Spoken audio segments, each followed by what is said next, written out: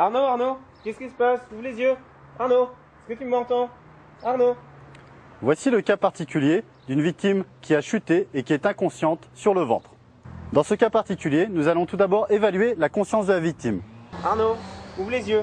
Serre-moi la main. Une fois que vous avez constaté l'inconscience de la victime, tout de suite, vous demandez de l'aide pour prévenir les secours. Vous allez après mettre la victime sur le dos afin de pouvoir évaluer au mieux la ventilation de la victime. Pour cela, il n'existe pas de technique particulière. Vous essaierez au mieux de remettre la victime sur le dos. Une fois que ma victime est sur le dos, je viens dégrafer col, cravate, ceinture afin de libérer les voies aériennes. Par la suite, nous allons venir libérer les voies aériennes en basculant prudemment la tête en arrière, une main sur le front, deux doigts sous le menton. Nous venons évaluer la respiration de la victime en venant écouter le souffle, sentir le souffle sur la joue et regarder si le ventre ou la poitrine de ma victime se soulève pendant 10 secondes. Une fois que j'ai constaté que ma victime est inconsciente et respire, je vais venir rapidement la mettre en position latérale de sécurité. Pour cela, je viens d'abord retirer les lunettes s'il y a lunettes.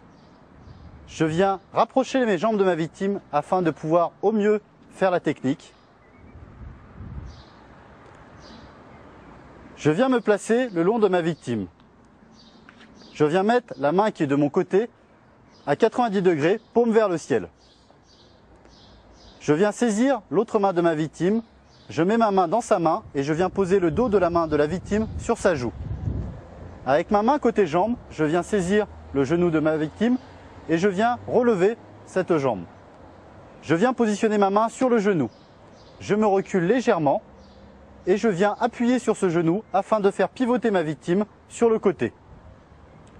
Une fois que ma victime est sur le côté, je viens enlever ma main qui est au niveau du genou, venir la placer au niveau du coude et retirer délicatement ma main qui est sous la victime.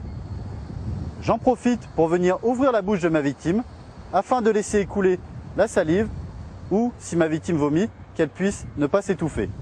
Je viens reposer la jambe de ma victime au sol afin que la victime soit le plus sur le côté possible. Je n'oublie pas de venir couvrir ma victime et si je suis tout seul, ce n'est qu'à ce moment-là que je viendrai prévenir les secours. Pour conclure, une victime qui est sur le ventre respire mal. Dans un premier temps, il faudra d'abord la mettre sur le dos afin de pouvoir évaluer au mieux la ventilation de ma victime. Dans un deuxième temps, nous viendrons la mettre en position latérale de sécurité afin de libérer les voies aériennes et de permettre l'écoulement des liquides. L'atteinte traumatique dans ce cas particulier devient secondaire par rapport à la ventilation de ma victime.